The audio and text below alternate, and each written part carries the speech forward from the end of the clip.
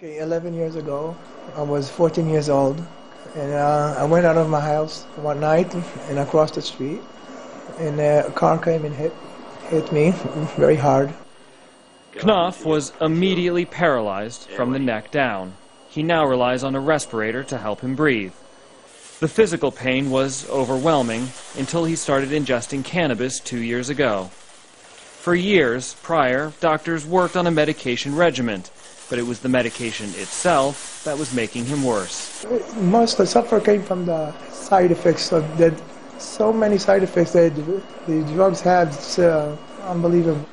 Which is why people like Dr. Raphael Machulam have dedicated their lives to isolating the compounds inside cannabis that have medical uses.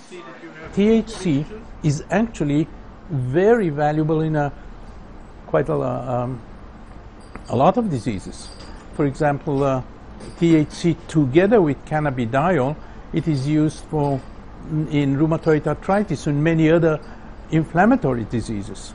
So it can be used and it should be used.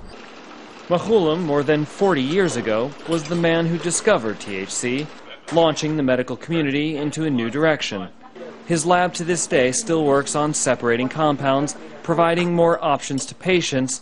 Not everyone can smoke the drug.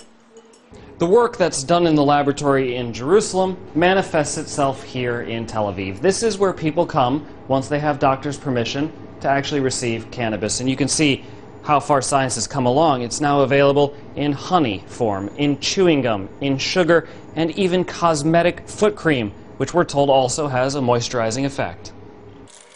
The work of scientists in Israel is able to satisfy Jewish religious practices. On the Jewish Sabbath, one is forbidden to use fire, so smoking is not an option. They have it in chocolate, in sort of chocolate. They have it in cupcakes. They have it in sugar. You can add it to tea.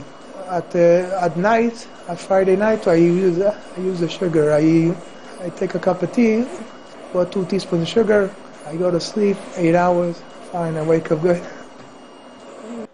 For proponents of medical marijuana, and for those who teach patients how to use the drug, the argument is concentrated around physical health and treatment. But for people like Knopf, who live a life most could not imagine, it's also about the quality of life. I'm taking it to ease the pain and to live a life that somehow is bearable to live. Cal Perry, Al Jazeera, Jerusalem.